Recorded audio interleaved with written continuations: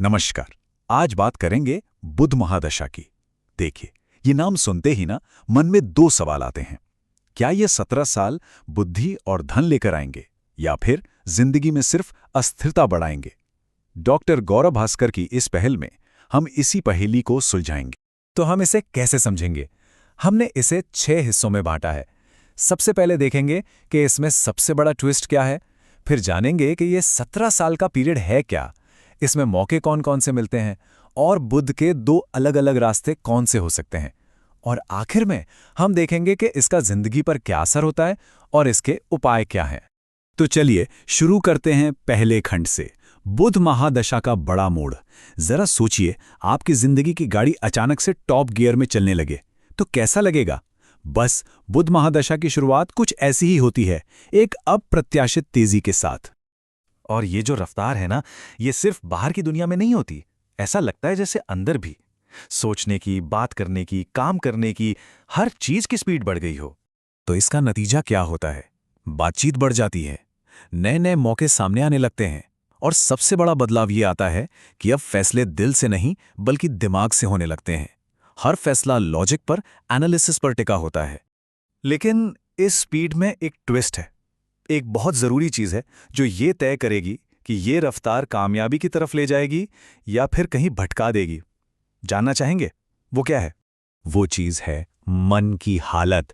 अगर दिमाग एकदम साफ है, तेज है, तो बुध धन और सफलता की बारिश कर देगा।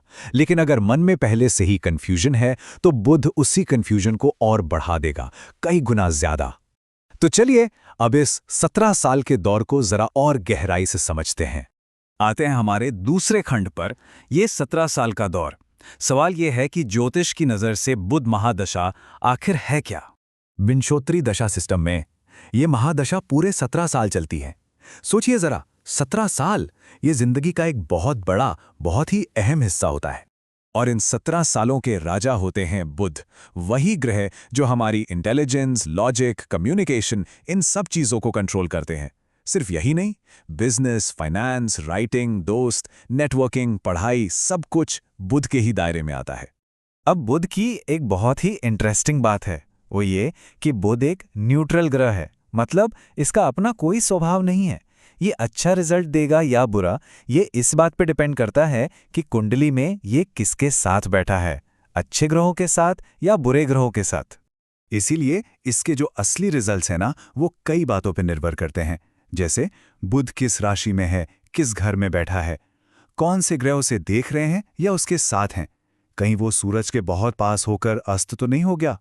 और डिविजनल चार्ट्स में, मतलब गहराई में जाकर देखें तो उसकी असली ताकत क्या है। ठीक है, तो अब आते हैं तीसरे खंड पर, सामान्य विषय और अवसर।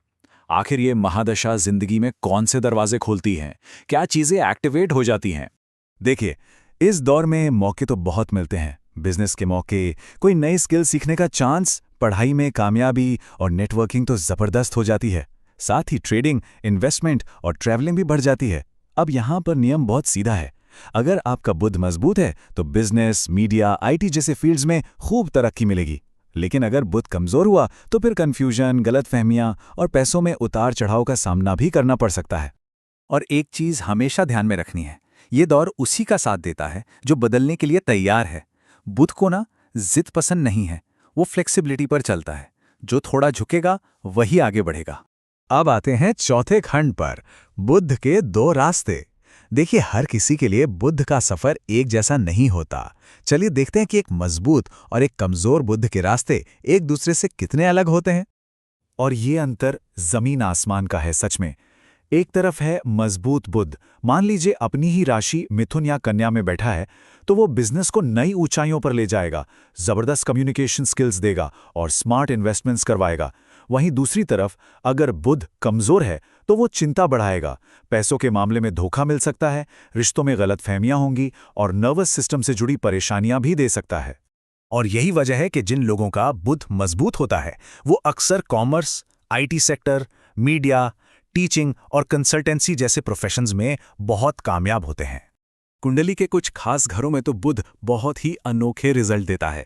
जैसे अगर ये छठे घर में है तो समझिए कॉम्पिटिटिव एग्जाम में जीत पक्की। 8वें घर में है तो ये किसी को रिसर्चर या जासूस जैसा दिमाग दे सकता है, और अगर 12वें घर में है तो ये विदेश व्यापार या फिर आध्यात्मिक पढ़ाई के दरवाजे खोल देता है। चलिए अब बात करते हैं 5वें खंड की, जीवन पर असर, मतलब प्रैक्टिकल लाइफ में करियर, रिश्तों और सेहत पर बुध का सीधा असर कैसा होता है। तो चलिए इन तीनों चीजों में फर्क देखते हैं। करियर की बात करें तो मजबूत बुध कमाई के नए नए रास्ते खोलता है, जबकि कमजोर बुध कंफ्यूज करके गलत फैसले करवा सकता है। रिश्तों में मजबूत बुध अच्छी बातचीत से बॉन्डिंग को और स्ट्रांग करता है, वहीं कमजोर बुध सिर्फ गलतफहमियां और झगड़े पैदा करता है। और जहां तक सेहत का सवाल है तो एक तरफ है तेज दिमाग और एनर्जी, तो दूसरी तरफ है टेंशन, स्किन एलर्जी और बोलने में दिक्कतें। और अब आते हैं हमारे आखिरी खंड पर, उपाय और अंतिम ज्ञान। तो सबसे बड़ा सवाल यही है कि इस 17 साल के सफर को कामयाबी से कैसे पूरा किया जाए। इसके लिए कुछ बहुत ही कारगर उपाय और सिद्धांत हैं। बुध की एनर्जी को पॉजिटिव रखने के लिए कुछ आसान से उपाय किए जा सकते हैं, जैसे रोज ओम बुद्धाय नमः मंत्र का जाप करें, भगवान विष्णु की पूजा करें, बुधवार को हरी चीजों का दान करें और गायों को हरा चारा खिलाएं। अपनी बातचीत में थोड़ा अनुशासन लाएं, और हाँ, पन्ना पहनने की जल्दबाजी बिल्कुल न करें। यह हमेशा किसी एक्सपर्ट की सलाह के बाद ही पहनना चाहिए। लेकिन सुनिए, इन सभी उपायों से भी बढ़कर एक महा उपाय है, और वो है अपनी स्किल्स को लगातार अपग्रेड करना। हमेशा याद रखिए, बुध ज्ञान का ग्रह है और वो ज्ञान की ही पूजा करता है। इस दौर में जो लगातार सीखता रहेगा वही जीतता रहेगा। और हाँ, कुछ लोगों के लिए तो ये महादशा जिंदगी का सबसे बड़ा वेल्थ क्रिएशन का पीरियड साबित होती है, खासतौर पर मिथुन और कन्या लग्न वालों के लिए, या उनके लिए जो बिजनेस और एनालिसिस के प्रोफेशन में है और जिनकी कुंडली में बुध एक बहुत मजबूत धन योग बना रहा हो। तो इस पूरी बातचीत का, इस पूरे विश्लेषण का निचोड़ क्या है? इसका निचोड़ सिर्फ एक लाइन में है। बुध महादशा किस्मत का खेल नहीं है, ये स्मार्ट फैसलों का खेल है। आपकी बुद्धि, आपका एनालिसिस, आपके डिसीजन, बस यही आपकी तकदीर लिखेंगे। तो ये थी बुध महादशा की कहानी। हमारी अगली कड़ी में हम बृहस्पति महादशा की दुनिया को समझेंगे। तब तक सीखते रहिए और आगे बढ़ते रहिए। धन्यवाद।